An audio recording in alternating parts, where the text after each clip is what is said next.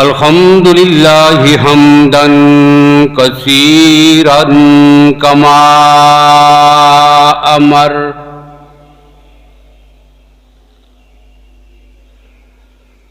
व नशहदु अल्ला इलाहा इल्लल्लाहु वहदहु ला शरीका लहु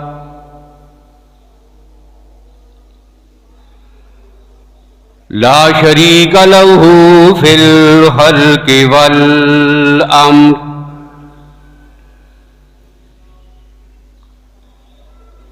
इरगामन लिमन जहद बिही व कफर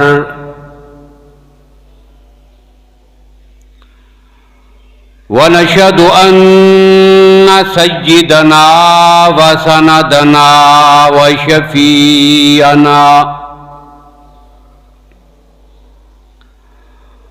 वशफ़ीअना मुहम्मदन अब्दुहु व रसूलुहु अम्मा बादु फ़अऊज़ु बिल्लाहि मिनश शैतानिर रजीम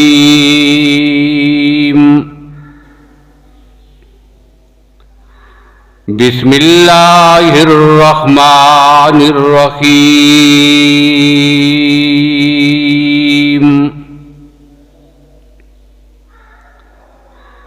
इन्ना हिद्दतश्शुहूरि इंदल्लाहि इस्ना अशरा शहरा वक़ालल्लाहु तबारक व तआला फ़ी मुक़ामिन आख़र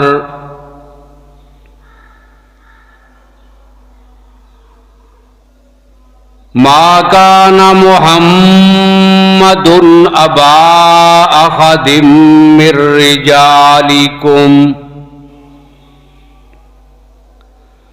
वलाकिर रसूलल्लाहि व खातमन नबिय्यीन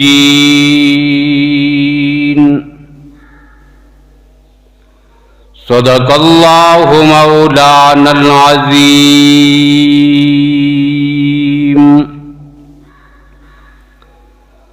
व सदक़ रसूलुहुन नबियुल उम्मियुल करीम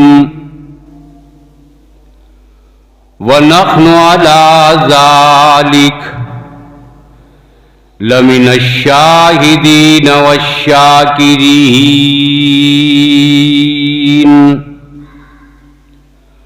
वल्हम्दुलिल्लाहि रब्बिल आलमीन।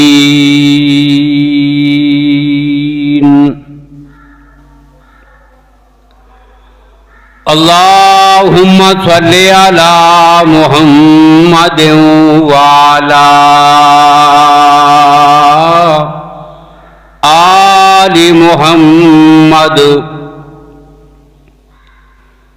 बिअददि मन कहद व क़ाम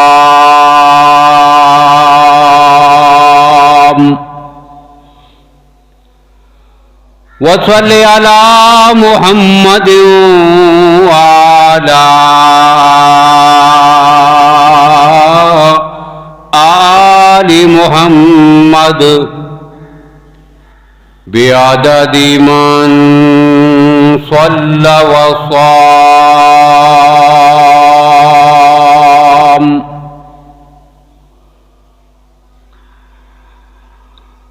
काबिल सद एहतराम बुजुर्गों, भाइयों, अजीज दोस्तों, माह शाबानुल मुअज़्ज़म का दूसरा जुमा है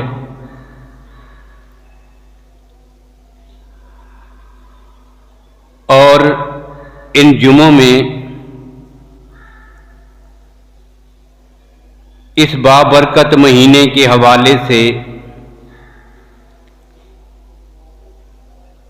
कुछ अहम वाक़यात की तरफ इशारा करना मकसूद है।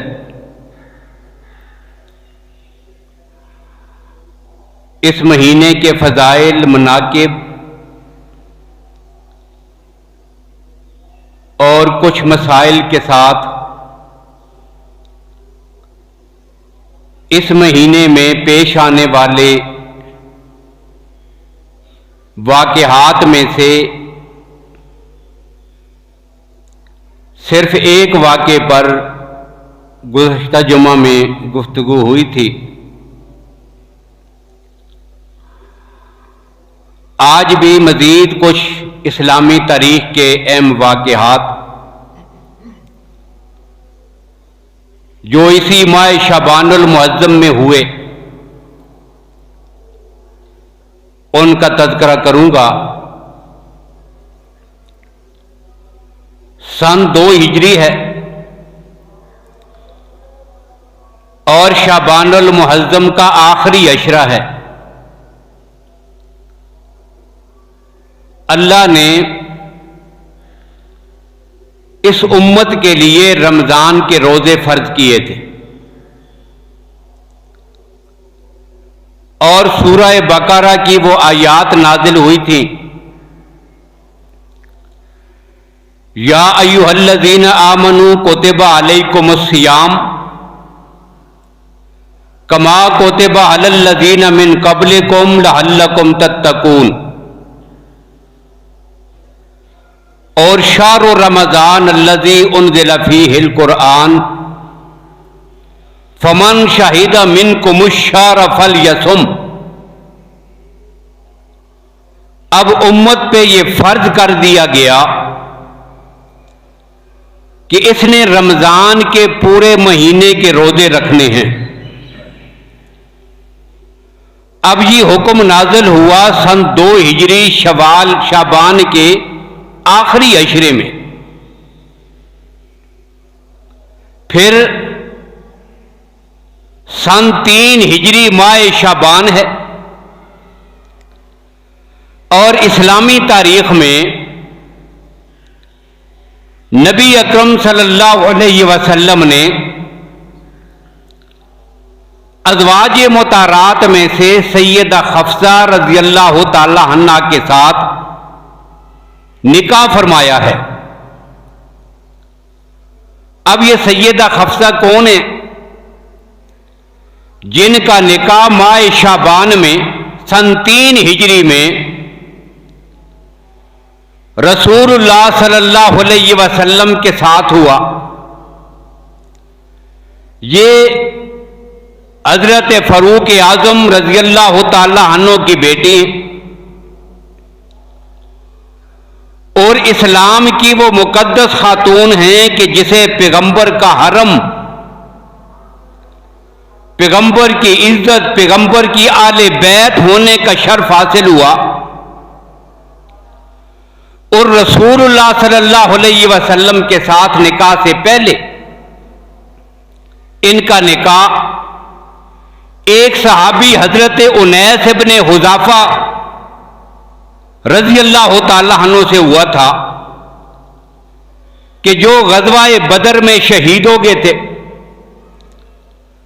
अब उनकी शहादत के बाद सन 3 हिजरी में अल्लाह के नबी सल्लल्लाहु अलैहि वसल्लम ने इनके साथ निकाह फरमाया था।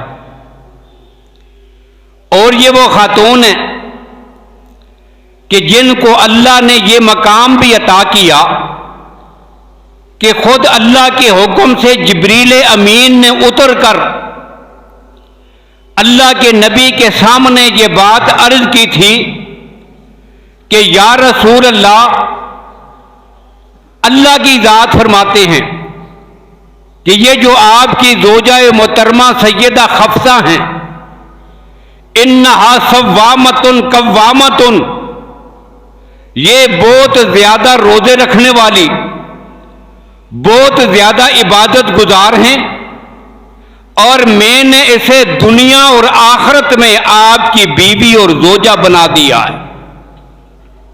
यही वो खातून थी कि जिन पर तबसरा करने के लिए जब सैयदा आयशा रज़ियल्लाहु अन्हा से कहा गया कि बताइए सैयदा हफ्सा कैसी हैं, अब यहां यह भी मलहूज रहे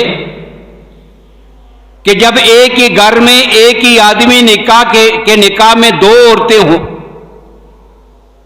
उनका आपस में मुकाबला होता है, उनकी आपस में मुखालफत भी होती है, आपस में जिद भी होती है, वहां पे उनकी टसल भी चलती है। और वहां कोई आदमी तारीफ का जुमला कह दे तो फिर ये पता चलता है कि जिसके बारे में कहा गया वो वाकई बड़े कमाल का आदमी है। अब यहां पर ये दोनों एक ही घर में रहने वाली खवातीन हैं, ये दोनों पैगंबर की अज़वाज हैं, ये दोनों पैगंबर के घर में रहने वाली वो खवातीन हैं जिन्हें अल्लाह ने ईमान वालों की माएं करार दिया, उम्महातुल मोमिनीन। अब पूछा गया बताओ सैयदा हफ्सा कैसी औरत है? अब कमाल है, कुर्बान जाए सैयदा आयशा रज़ियल्लाहु अन्हा की बलागत फसाहत पर। कोई लंबे चौड़े जुमले नहीं कहे वो कैसी हैं, कोई लंबी तशरीह नहीं की, एक जुमला कहा। लेकिन जुमला क्या कहा? गोया कि आपने कूजे में दरिया और समुंदर को बंद कर दिया। सारी खूबियां बस एक जुमले में आ गई हैं। अब देखना कमाल के साथ वो जुमला क्या है। पूछा गया बताइए सैयदा हफ्सा कौन और कैसी है? फरमाया मैं क्या कहूं सैयदा हफ्सा कौन और कैसी है, बस ये समझ लो कि ये अपने बाप की बेटी है, फरूक आजम की बेटी है। जितनी अजमत वाले, जितनी सिफात के हामिल, जितने जुर्रतमंद, जितने गैरतमंद, जितने दलेर, जितने बहादुर, जितने पैगंबर के आशिक, जितने पैगंबर के वफादार और जैसे पैगंबर के साथ तअल्लुक रखने वाले, इस्लाम का दर्द रखने वाले फरूक आजम हैं, एक सुई के बराबर भी उनकी बेटी भी अपने बाप से कम नहीं है। ये भी तो आखिर अपने बाप की बेटी है। ये जुमला कहा। ये वो पैगंबर की ज़ौजा हैं जो शबान सन 3 हिजरी में पैगंबर के निकाह में आई, और यही वो खातून है। आज दुनिया कहती है जब भी कोई मामला हो ना, उसका सारा नजला उठाकर मौलवियों के सर पर। अभी पिछले दिनों एक आदमी ने पैगंबर की सास और आपकी जो रिश्ते में मां लगती है, सास मां होती है, अजीम सहाबिया, अजीम खातून सैयदा हिंद रज़ियल्लाहु अन्हा की तौहीन कर दी, मिसाल दे दी एक। अब नफसमझी में दी है, जिहालत में दी है, नदानी में दी है। हम इस बात पर बज़िद नहीं है कि पैगंबर की अज़वाज मुतहरात या सहाबियात या सहाबा के बारे में उस शख्स के ऐसे गंदे नजरियात होंगे, नहीं। लेकिन मुआशरे में जो जिहालत है, लाइल्मी है, कभी पढ़ा नहीं, कभी सुना नहीं, कभी सीखा नहीं, उस लाइल्मी में बस एक बात जिक्र कर दी उसने। अब कहा क्या गया? मौलवियों ने नहीं बताया। गलती किसकी है? मौलवियों ने नहीं बताया कि भाई बताते ना सैयदा हिंद कौन है। जिसने एतराज किया उस बेचारे ने कभी मस्जिद में मौलवी का मुंह ही नहीं देखा, वरना कहां नहीं बताया गया कि यह सैयदा हिंद कौन है। इसलिए बताना भी जरूरी है। अल्हम्दुलिल्लाह उलमा के ये खादम, ये तालिब इल्म भी बताते हैं, मौलवी तो बताते ही बताते हैं। लिहाजा ये चीजें ज़हन में बिठा लीजिए। सैयदा हफ्सा पैगंबर का हरम, फरूक आजम की बेटी है, इस्लाम की एक मुकद्दस शख्सियत है, और मेरे नबी को इस पे इतना एतमाद था कि जितने अरसे तक सन 3 हिजरी से लेकर पैगंबर की लहरत तक जितना भी कुरान पाक मेरे नबी पे नाजिल हुआ वो लिखा जाता था चमड़ों पर, हड्डियों पर, दरख्तों की छालों पर। अब ये लिखा हुआ सारा कुरान किसके पास महफूज करना है? इसके लिए अगर मेरे नबी ने किसी का इंतखाब किया है, उसी को सैयदा हफ्सा कहते हैं। ये कोई छोटी जिम्मेदारी नहीं है।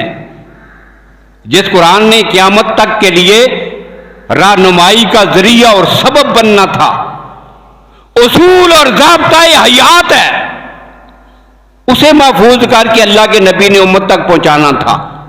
यह आपकी जिम्मेदारी है। और इस जिम्मेदारी के लिए मेरे पैगंबर ने जिन कंधों को इस्तेमाल किया है वो सैयदा हफ्सा के कंधे हैं। उनके पास कुरान ये लिखे हुए सारी जो अज्जा उनके पास। और फिर सिद्दीक़ अकबर रज़ियल्लाहु अन्हु का दौरे खिलाफत है। अब कुरान पाक वहां से इकट्ठा करके किताबी शक्ल बनाई जा रही है। सैयदा हफ्सा के घर से वो चीजें सारी नकूल उठा के लाई गई, उन्हें इकट्ठा करके कुरान बनाया गया। और फिर कुर्बान जब उम्मत के उस दौर की सोच पर इकट्ठा जब एक यकजा किताबी शक्ल में कुरान बना, अब उसको भी महफूज करने के लिए फिर वापस सैयदा हफ्सा के घर में, फिर कुरान उन्हीं के घर में। और फिर जब हजरत उस्मान रज़ियल्लाहु अन्हु ने पैगंबर के दौर के लिखे हुए और सिद्दीक़ अकबर के दौर के जमा किए हुए कुरान को पूरी दुनिया में नशर करना और फैलाना चाहा, तो कुरान फिर कहां से लिया? सैयदा हफ्सा के घर से। वही कुरान पाक लाकर उसकी नकूल तैयार करके पूरी दुनिया में फैला दी, जो आज पूरी दुनिया में हर मुसलमान के घर में मौजूद है। यह वो पैगंबर की ज़ौजा मोहतरमा है सैयदा हफ्सा। और सन 45 हिजरी में सैयदना अमीर मुआविया रज़ियल्लाहु अन्हु के दौर में आपकी वफात हुई। और आपके दौर में मदीना तैयबा के जो गवर्नर थे सैयदना मरवान बिन हकम रज़ियल्लाहु ताला अन्हु, इन्होंने आपका जनाजा पढ़ाया और जन्नतुल बकी में आपको दफन किया गया है। तो ये वाकया पेश आया शाबान सन 3 हिजरी में। शाबान को एक निस्बत ये भी हासिल है। फिर आगे चलिए, शाबान सन 5 हिजरी है। अब यहां पर सीरत निगारों ने 2 तारीखें लिखी हैं। सन जो लिखी महीना शाबान का ही है, लेकिन सन जो लिखी वहां पे तारीखें 2 है, 5 हिजरी है या 6 हिजरी है। अब कुछ ने अपने दलाइल से 5 को लिखा, कुछ ने 6 को लिखा, लेकिन महीना शाबान का था। और वाकया क्या पेश आया? गज़वाए बनी मुस्तलक, जिसे गज़वाए मुरैसी भी कहते हैं। अब बनु मुस्तलक कबीले का नाम है और मुरैसी जो है उस इलाके का नाम है। अब जिन्होंने इलाके की तरफ निस्बत की गज़वाए मुरैसी कह दिया, जिन्होंने कबीले की तरफ निस्बत की गज़वाए बनु मुस्तलक कह दिया। यह गज़वा है, जंग एक ही है। अब यह शाबान के महीने में पूरा महीना इस जंग में लग गया था। शाबान के शुरू में नबी अकरम सल्लल्लाहु अलैहि वसल्लम इस कबीले की सरकोबी के लिए लश्कर लेकर खुद निकले। लश्कर साथ लिया। उस कबीले का जो सरदार था हारिस बिन अबी ज़र्रार, जिसने बाद में इस्लाम कबूल कर लिया और सहाबी बने हैं। सैयदना हारिस बिन अबी ज़र्रार रज़ियल्लाहु ताला अन्हु ने इस्लाम कबूल किया और सहाबी बने, लेकिन इस मौके पे इस्लाम कबूल नहीं किया था। अब इसके लिए अल्लाह के नबी ने उनकी तरफ लश्कर भेजा। पता चल रहा था ये अपने कबीले के साथ मुसलमानों पे हमला करेगा। अब अल्लाह के नबी लश्कर लेकर तशरीफ ले गए। इस लश्कर में और इस जंग में बहुत से ऐसे वाक़यात पेश आए जिसने रहती दुनिया तक के लिए बहुत से मसाइल को हल किया है। बड़े मसले भी पेश आए और उनसे बड़ी चीजें अब आगे सामने आई उम्मत की रहनुमाई के लिए। अब लश्कर रवाना कर दिया गया। क़यादत अल्लाह के नबी के हाथ में है और परचम जो है वो लश्कर का वो सैयदना सिद्दीक़ अकबर के हाथ में है। अलमबरदार, परचम उठाकर लश्कर के आगे आगे चलने वाले सिद्दीक अकबर अब वहां पे पहुंचे और उसी मौके पर नबी अकरम सल्लल्लाहु अलैहि वसल्लम आपके लश्कर का मुकाबला हुआ, जंग हुई, कुछ लोग मारे गए, कुछ जख्मी हुए, कैदी बहुत सारे बने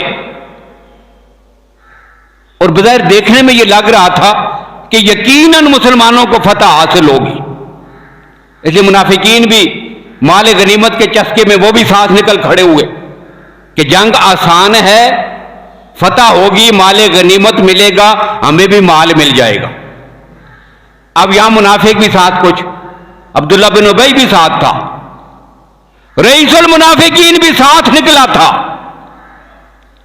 अब जंग हुई। अब यहां पर जो वाकयात पेश है, एक दो जिक्र कर रहा हूं। एक वाकया तो यह हुआ कि वहां पर जो चश्मा था जिसका नाम मुरैसी था, वहां से पानी भरने के लिए दो आदमी गए, मुसलमानों के लश्कर से दो आदमी पानी भरने के लिए चले गए। एक हज़रत उमर रज़ियल्लाहु अन्हु का गुलाम था और यह मुहाजिर था। दूसरा जो आदमी गया वो अंसार का था। अब मुहाजिर वो हैं जो मक्का से मदीना आए थे और अंसार वो हैं जिन्होंने ठिकाना दिया मदीना के रहने वाले सहाबा थे। ये दो ही अक़साम है सहाबा किराम की, मुहाजिरीन और अंसार। अब ये जो पानी भरने के लिए दो आदमी के, एक मुहाजिर था हजरत उमर का गुलाम रज़ियल्लाहु ताला और दूसरा अंसारी था। अब पानी भरने के मौका पर इनकी आपस में किसी बात पे तू तकार हुई और बात आगे बढ़ गई। अब जब तकरार हुई, अब जो हजरत उमर का गुलाम था ना, उसने बड़ी ऊंची आवाज से पूरे लश्कर को आवाज दी, ऐ मुहाजिरीन मेरी मदद के लिए आ जाओ। कहां है मुहाजिरीन का गिरोह, मेरी मदद के लिए आओ। दूसरा टीले पे चढ़ा, उसने कहा कहां है अंसार, तुम मेरी मदद के लिए आओ। अब दोनों ने अपने अपने कबीलों की आवाजें लगाई, दोनों ने अपनी कौमियत के नाम पर आपस में लड़ाने की कोशिश की और इसके पीछे हाथ था मुनाफिकीन का। आगे चलकर फिर उन्होंने बड़ा उछाला इस मसले को। अब नबी अकरम सल्लल्लाहु अलैहि वसल्लम को पता चला दो आदमियों का इख्तिलाफ हुआ है, एक अंसार को बुला रहा है, दूसरा मुहाजिरीन को बुला रहा है। अब दोनों कौमें आपस में मुकाबले में आ गई हैं, बड़ा मसला खड़ा हो गया। अल्लाह के नबी ने बड़ी सख्ती के साथ उनको फरमाया, ये क्या बदबूदार नारे लगा रखे हैं, ये कौमियत का नारा, ये नस्ल का नारा, ये खानदान का नारा और इसकी बुनियाद पर तफरीक, ये इंतहाई बदबूदार नारा है।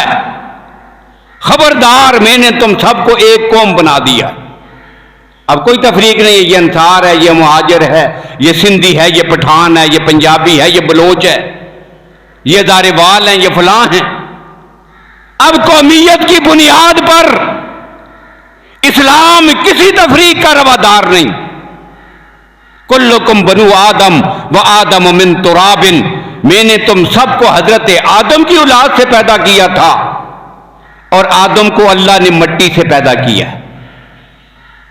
आदम मिट्टी से पैदा हुए, तुम सब उसकी औलाद हो, सब बराबर। फजीलत उसी को हासिल है जो अपने रब से ज्यादा डरने वाला है। अब मामला तो रफा दफा हो गया, लेकिन मुनाफिक कहां टिकने वाले थे। फिर अब्दुल्ला बिन उबई ने अपनी जगह पर अपने मुनाफिकीन के सामने उसी मौके पर बड़ी घटिया गुफ्तगू की। वो चाहता था ये मसला अभी खत्म ना हो, इसको मजीद जो है वो आगे उछाला जाए, तफरीक पैदा की जाए, मुहाजिर और अंसार के नाम पे आपस में लड़ाया जाए। अब उसने क्या किया, बड़ी बातें की, घटिया जुमले थे, आदमी अदा नहीं कर सकता। वो जुमले भी कहे और साथ ही ये कहा कि कसूर इनका नहीं है, मदीना के रहने वालों कसूर तुम्हारा अपना है। इन्हें खाने के लिए कुछ नहीं मिलता था, तुमने खाना दिया है, और इनको रहने के लिए जगह नहीं थी, तुमने ठिकाने दिए हैं। अगर न देते तो ये हालत ना होती। ये जलील थे, और जब मैं वापस जाऊंगा तो फिर यहां इन जलीलों को हम इज्जत वाले मिलकर मदीने से निकालेंगे, इनका खाना बंद कर देंगे, इनको यहां वहां से निकालेंगे हम। ये जलील हैं और हम इज्जत वाले हैं, ये उसने जुमले कहे। अब वहां पर जिनके सामने, अपने मुनाफिकीन के सामने वो कह रहा था, लेकिन एक छोटा बच्चा भी ज़ैद इब्न अरकम रज़ी अल्लाह ताला अन्हु, वो भी सुन रहे थे। अब उन्हें बड़ा गुस्सा आया, सीधा आकर रसूलुल्लाह सल्लल्लाहु अलैहि वसल्लम को बता दिया, या रसूलल्लाह, ये अब्दुल्ला बिन उबई ये कह रहा है हम इज्जत वाले हैं, और जब मैं वापस पहुंचूंगा तो हम इज्जत वाले मिलकर इन जलीलों को वहां से निकालेंगे, नऊज़ुबिल्लाह। ये जुमला उसने कहा है। अब अल्लाह के नबी सख्त परेशान हुए, और जब बातचीत हुई फिर उसे बुलाया गया, बल्कि बुलाने से पहले जब उसे पता चला कि अल्लाह के नबी को पता चल गया है तो वो खुद ही पेश हो गया। और जो आगे उसने कहा, कुरान पाक ने वो उस पर पूरी एक सूरत नाज़िल की है, सूरह मुनाफिकून। कालू नशहदु इन्नका लरसूलुल्लाह, आके कसमें उठा रहा है, अल्लाह की कसम, कसमें उठाकर गवाही देता है आप अल्लाह के सच्चे नबी और रसूल हैं, मैंने ऐसी कोई बात नहीं की। देखो ये बच्चा है, इसको समझ नहीं आई होगी बात, तो उसने आपको आगे बता दिया मैंने ऐसी कोई बात नहीं की है। अब बाकियों ने भी कहा कि या रसूलल्लाह बच्चा है, इसकी बात पे आप इत्मीनान न करें, बस छोड़ें इस बात को। अब अल्लाह के नबी सल्लल्लाहु अलैहि वसल्लम ने उसकी झूठी कसमों की वजह से खामोशी अख्तियार फरमा ली। और ये मुनाफिक की आदत होती है कसमें उठाना और झूठ बोलना। इसी वजह से अल्लाह के नबी ने फरमाया था कि मुनाफिक की ये अलामतें हैं, बात बात पर झूठ बोलता है और कसमें खाता है। अब अल्लाह के नबी ने कहा ठीक है, ये बच्चे को समझ नहीं आई होगी। अब ज़ैद इब्न अरकम कहते हैं मुझे इतना दुख हुआ कि अब मैं तो रसूलुल्लाह के सामने झूठा पड़ गया हूं, जिंदगी में कभी इतना दुख नहीं हुआ। अब कहते हैं मैं खामोशी के साथ जाके बैठ गया, फिर अल्लाह ने अपने नबी पे वही नाज़िल की, वमुल्लज़ीन यक़ूलून ला तुनफ़िक़ू अला मन हिंदा रसूलिल्लाहि हत्ता यनफ़ज़्ज़ू। मेरे पैगंबर ये वो खबीस लोग हैं जो ये कहते हैं कि आज के बाद इन पे खाना पीना बंद कर दो, खुद ही इनका काम रुक जाएगा। और साथ ही ये कहा कि हम इज्जत वाले मिलकर लयुख़रिजन्नल अअज़्ज़ु मिनहल अज़ल, इन जलीलों को निकाल देंगे। ये जुमले उसने कहे हैं। अब एक तो ये गवाही दे दी अल्लाह ने कि ये मुनाफिक जो कहता है ये बिल्कुल झूठा है, इस बच्चे ने सच कहा, मुनाफिक ने झूठ कहा। अब सैयदना ज़ैद बिन अरकम की सच्चाई सबके सामने अश्कारा हो गई, मुनाफिक का मुंह काला हो गया। और साथ ही जो उसने एतराज किया था रब ने उसका भी जवाब दिया। क्या कहता था? हम इज्जत वाले हैं और ये नऊज़ुबिल्लाह जलील हैं। अब अल्लाह ने जवाब दिया वलिल्लाहिल इज्जतु वलिरसूलिही वलिलमुमिनीन, इज्जत अल्लाह की है, अल्लाह के रसूल की इज्जत है, वलिलमुमिनीना, और अल्लाह ने इज्जत अता की है फिर पैगंबर के सहाबा को। अल्लाह भी इज्जत वाला, अल्लाह का रसूल भी इज्जत वाला, पैगंबर के सहाबा भी इज्जत वाले। अब ये फैसला हो गया। अब इसी आदमी का, अब्दुल्ला बिन उबई का बेटा था, अब्दुल्ला बिन उबई इब्न सलूल, ये रईसुल मुनाफिकीन था, और इसका बेटा जो अब्दुल्ला था वो रसूलुल्लाह के सहाबी थे। अब उसे पता चला, अब वो तलवार लेके जब लश्कर वापस मदीने पहुंचने लगा ना, जिस घाटी से, जिस दरवाजे से शहर में दाखिल होना था, तलवार लेके बेटा खड़ा हो गया। कहां है मेरा बाप, वापस आएगा, मैं उससे फैसला करवाऊंगा इज्जत वाला तू है या अल्लाह के रसूल इज्जत वाले हैं। अब यहां से हमारे सामने एक मिसाल भी आई है। वो क्या? पैगंबर के अमल से यह बात सामने आई कि अगर कोई मेरे पैगंबर की तौहीन करे, चाहे वह बाप क्यों ना हो, फिर ईमान का तकाजा है कि फिर उसका सर उसके वजूद के ऊपर बाकी न रहे। गुस्ताखी करे जो रसूलुल्लाह की। बेटा है, बाप के मुकाबले में खड़ा हो गया। अब बाप पहुंचा, उसे रोक लिया, उसे कहा कि नहीं, एक तो जब तक मेरे नबी इजाजत नहीं देंगे तो मदीने में दाखिल नहीं हो सकता। क्या कहता था? मैं निकालूंगा, पहले खुद तो दाखिल होके दिखा। और दूसरा यह कहा था वो, नऊजुबिल्लाह जलील है, हम इज्जत वाले। अपनी जुबान से तुझे कहना पड़ेगा कि मैं जलील हूं, अल्लाह के नबी भी इज्जत वाले हैं, पैगंबर के सहाबा भी इज्जत वाले। अब वो डर गया, पहले तो ये जुमले भी कहे, फिर अल्लाह के नबी ने इजाजत दी तो तब वो शहर में दाखिल हुआ। बेटा कत्ल करना चाहता था, अल्लाह के नबी ने फरमाया कि नहीं, कत्ल नहीं करना, लोग क्या कहेंगे कि ये नबी अपने सहाबियों को, अपने मानने वालों को कत्ल करवा रहा है, लिहाजा कत्ल नहीं करना, शहर में इजाजत दे दो दाखिले की। तो एक वाकया ये पेश आया शाबान सन 6 हिजरी में, और इसी मौके पे एक वाकया ये भी पेश आया था कि सैयदा आयशा रज़ियल्लाहु ताला अन्हा का हार, ये भी रसूलुल्लाह के साथ थी, गुम हो गया था। आपके गले में जो हार पड़ा था वो नीचे गिरा और कहीं गुम हो गया। अब उस हार को तलाश किया जा रहा है। अल्लाह के नबी ने फरमाया हार तलाश करो, लश्कर रुका हुआ है, हार तलाश कर रहे हैं। काफी देर लग गई हार तलाश करते करते, लेकिन हार मिला नहीं। अब यहां से यह मसला भी मालूम हुआ कि आलिमुल गैब और हाजिर नाजर सिर्फ अल्लाह की जात है। अगर नबी के पास इल्म गैब होता बता देते ना, उधर पड़ा उठा लाओ। और औलिया में सहाबा किराम से बड़ा कायनात में अल्लाह का कोई वली है? मुस्तनद वली, जिनके वली होने की गवाही और शहादत सरी लफ्जों में कुरान देता है, वो औलिया की जमात अगर धरती पर कोई है तो वो पैगंबर के सहाबा। किसी को कोई पता नहीं है, तलाश कर रहे हैं, और तलाश करते करते थक के नमाज का वक़्त में भी ताखीर हो रही है। अब यहां पे एक ज़ाब्ता अल्लाह ने नाज़िल किया, वुज़ू के लिए पानी नहीं, और देर भी हो रही है। अब अल्लाह ने ज़ाब्ता क्या नाज़िल किया? या अय्युहल्लज़ीना आमनू इज़ा कुमतुम इला सलाति फ़ग़सिलू वुजूहकुम। ये तो आयात हैं वुज़ू वाली। व इन कुंतुम मरीज़न औ अला सफ़रिन वलम तजिदू माअन फतयम्ममू सहीदन तय्यबा। कि आज के बाद ईमान वालों, तुम अपनी मां के काम और खिदमत में लगे थे, रब इस खिदमत की वजह से तुमसे इतना राजी हुआ है, आज के बाद मैंने क़यामत तक के लिए ज़ाब्ता बदल दिया है। पहले पानी से वुज़ू किया करते थे, अब जब पानी न मिले मिट्टी पे हाथ मलकर अपने चेहरे पे मार लो।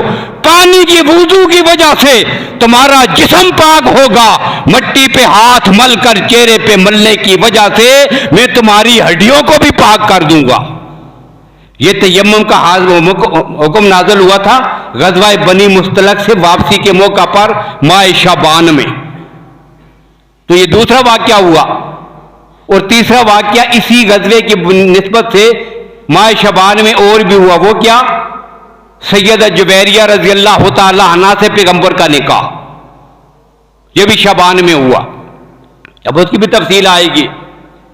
और फिर आज की आखिरी बात कहता हूं, उन्वानात बहुत सारे इंशाअल्लाह आएंगे अगली गुफ्तगू में। मुसैलमा कज़्ज़ाब को भी कत्ल किया गया शाबान सन 11 हिजरी में, जिसने नबूवत का दावा किया था। झूठा मुद्दा ये नबूवत था, और खत्म नबूवत के परवानों ने जिसे वासल जहन्नम किया था 21,000 आदमियों के साथ। ये अकेला नहीं मरा था, इसके लश्कर के 21,000 आदमी पैगंबर के सहाबा ने वासल जहन्नम किए थे। 360 सहाबा किराम भी शहीद हुए थे जंग यमामा में। इसकी तफसील भी इंशाअल्लाह आएगी आगे। अब सारी तरीकों से आगे गुजर कर आखिरी बात जो कह रहा हूं वो क्या, 7 सितंबर 1974, याद है आपको ये कौन सी तारीख है? 7 सितंबर 1974। और अगर आप तवज्जो कर रहे हो तो उस मौके पर मैंने इसी जगह बैठकर पूरा बयान किया था इस उन्वान पर। 7 सितंबर 1974 के उन्वान पर क्या हुआ था?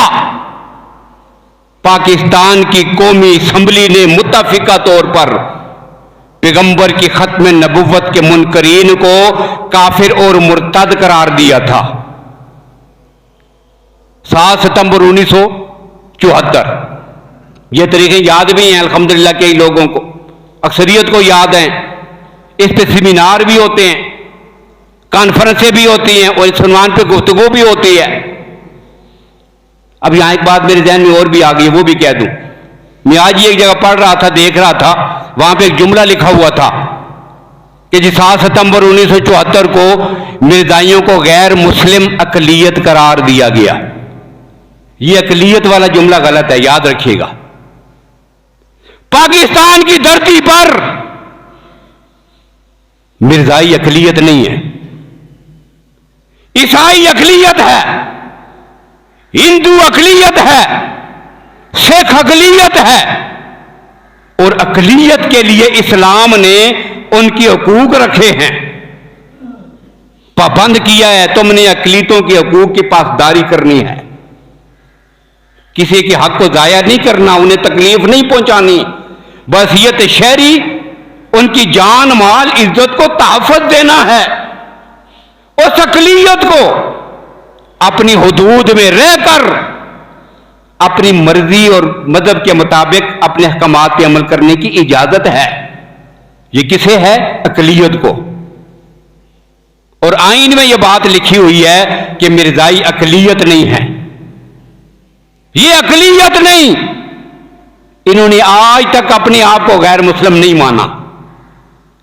यह पैगंबर की खत्म नबुव्वत के बागी हैं, ये काफिर और मुर्तद हैं। ये पाकिस्तान की अकलियत है ही नहीं है। और इसी बुनियाद पर इनको मस्जिद बनाने की, अपने लिटरेचर को तकसीम करने की, तबलीग करने की, अपने इबादत खानों को मस्जिद कहने की, कलमा तैयबा का बैज लगाने की, ये जो 18वीं तरमीम थी उसमें ये शिक्के सारी शामिल हैं, कतई इजाजत नहीं। इसलिए ये अकलियत नहीं है, ये काफिर और मुर्तद हैं। तो 1974 को यह फैसला हुआ था। जब जो बाद में कह रहा था वो ये है कि ये 7 सितंबर 1974, ये तो आपको याद है, लेकिन शायद आपके लिए हैरानी की बात हो, और ये बात आप पहली बार सुन रहे हो कि ये जो फैसला हुआ था कौमी असम्बली में, पाकिस्तान की धरती पर मिर्जाइयों को गैर मुस्लिम, काफिर और मुर्तद करार देने का फैसला हुआ था। महीना कौन सा था, तारीख कौन सी थी, सन कौन सी थी? अंग्रेजी तारीख और महीना याद है, इस्लामी याद नहीं। 19 शबान अल मुअज़्ज़म, आज 12 शबान है। 19 शबान अल मुअज़्ज़म सन 1394 हिजरी, जब पाकिस्तान की धरती पर यह फैसला हुआ था, तो यही वो महीना, ये पैगंबर की खत्म नबुव्वत के दिफा का महीना है। सितंबर को इस हवाले से अगर हम मनाते हैं तो इस महीने में भी पैगंबर की खत्म नबुव्वत की बात होगी। अब बाकी कोई हाजी या कोई काजी जितनी बदमाशी मर्जी करता रहे, पैगंबर की खत्म नबुव्वत पे कोई हर्फ इंशाअल्लाह ईमान वाले आने नहीं देंगे। अगर काजी किसी डाकू का रखवाला बनेगा तो फिर कोई गाजी उठकर पैगंबर की खत्म नबुव्वत का रखवाला बनेगा।